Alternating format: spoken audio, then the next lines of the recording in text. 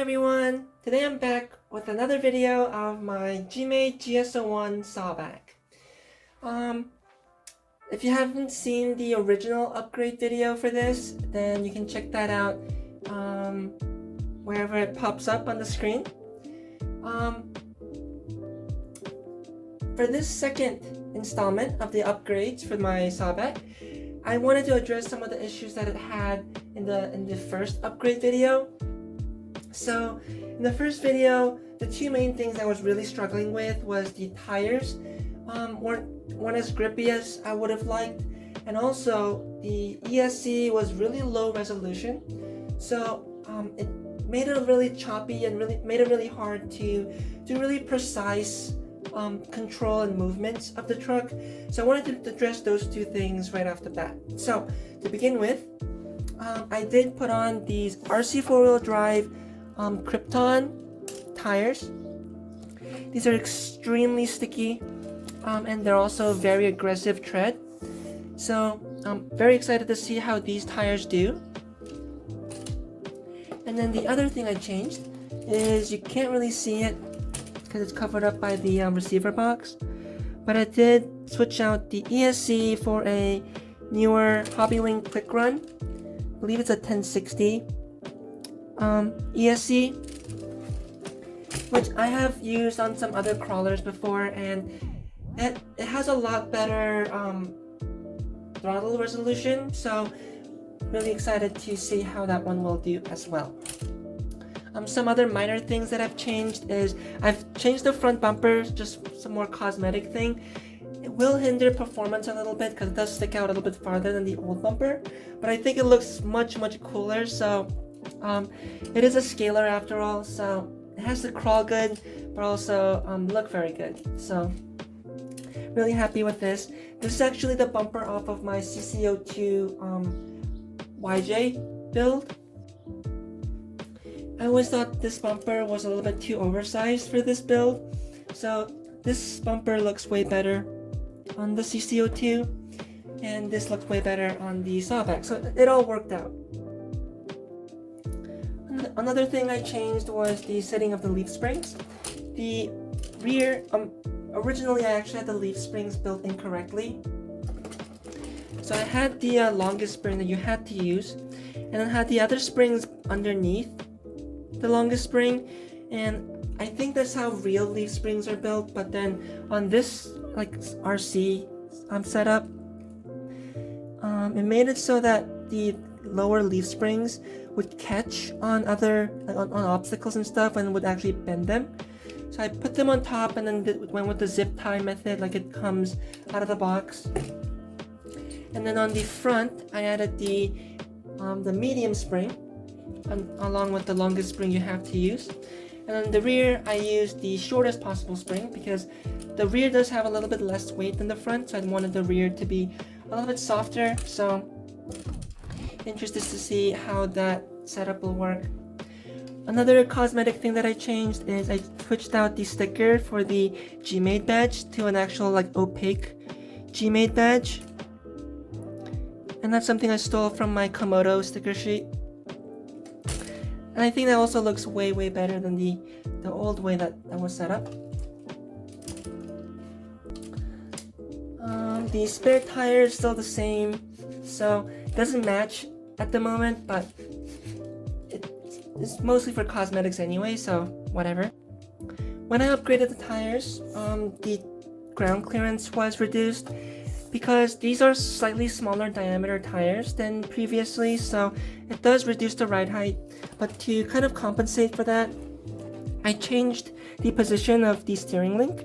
So before it's mounted below the knuckles, but I moved them up above the knuckles to give it a little bit more clearance. And then the steering link here just goes over the leaf spring, and it doesn't really cause any problems or interference. It's actually bent perfectly out of the from factory, so that worked out, and I think that's gonna give me a little bit more clearance. And then I switched out the servo horn. I got rid of the servo saver because it doesn't really need it, and went for this just standard like aluminum servo horn, so that should allow the servo to put out a little bit more torque without it kind of getting bogged down. But with all the modifications that I've done to it, let's see how it ran on the crawler course.